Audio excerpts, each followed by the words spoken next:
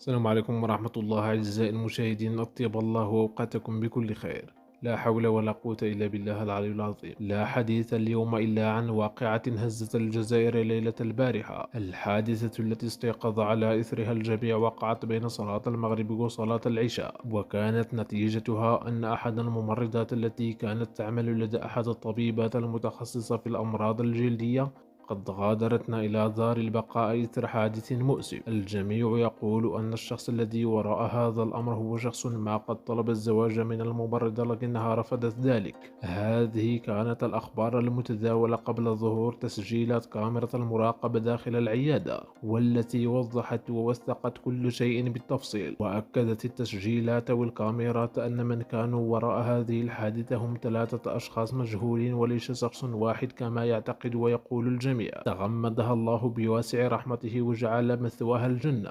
أعزائي المشاهدين، آراءكم تهمنا في التعليقات. إلى لقاء آخر بإذن الله.